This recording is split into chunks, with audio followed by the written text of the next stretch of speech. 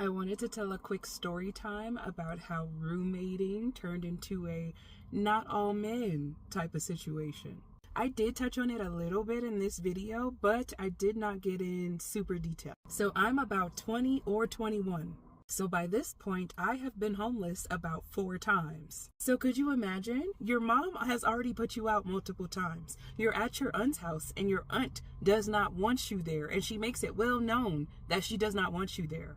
So now I'm put in a situation where I'm like, I really have to get the fuck on. But I don't really make the money to just go pay for a deposit, pay first and last, pay that big ass 2-3 times the rent that you want from me, because I only make $8 to $10 an hour. So $8 to $10 an hour, that's not going to allow me to be able to pay for an apartment on my own. I either need to be in a relationship where there is now 2 incomes, or I need a better paying job, and I am only 20 years old, and I don't have experience outside of grocery and bagging fucking groceries. So then I'm a little black girl, and I get passed up for shit all the time just because of the color of my skin.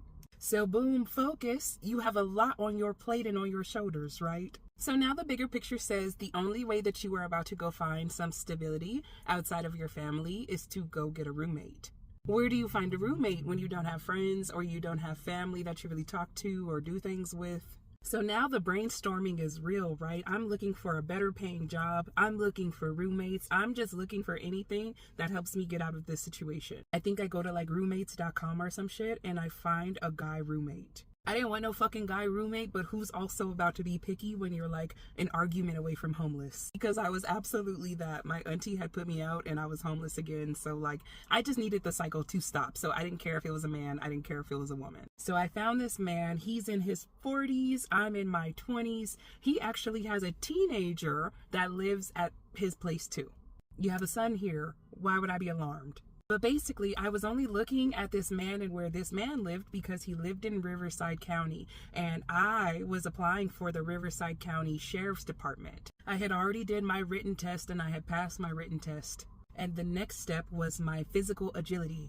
So I had already been around this man a couple times, met his son once, like we had went apartment hunting together, like this wasn't a new situation. So by this time, I have been to his current apartment. I have met his kid.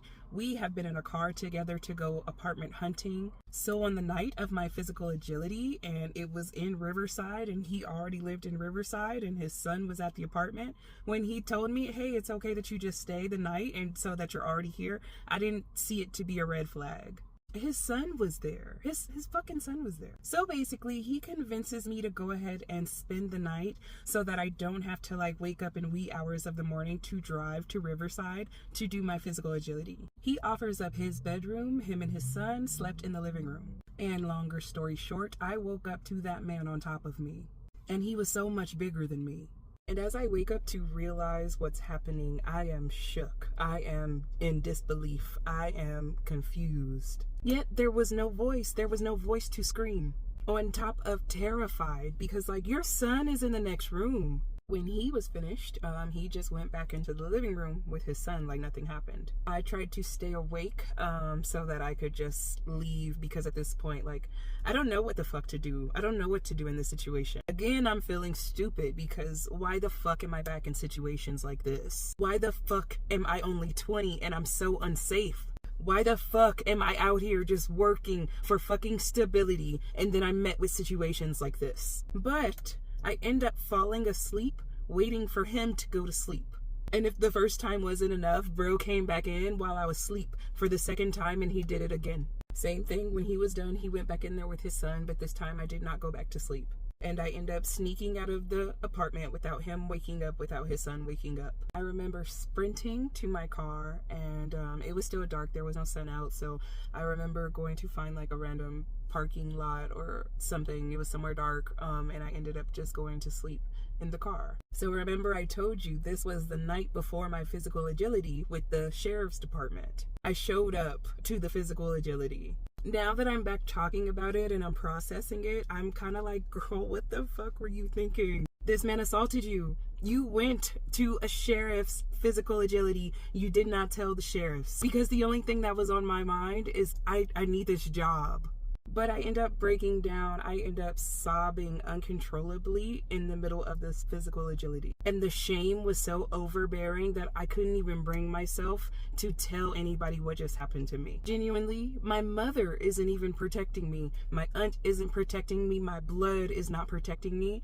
Why would I think that you are going to protect me? Because it's not only just the history between the police department and the Black community. This is also man against woman. His word versus my word. And I wasn't even in a place where I can vocally tell people what was going on with me. I couldn't get it out, just like I couldn't get a scream out. But it was at that moment that I realized that you cannot trust people, especially men, because they prey on you to be in a vulnerable situation. They prey on you not having help. They prey on you not having anybody to call. And from then, I was comfortable with being homeless versus looking for a roommate. Because not all men, right?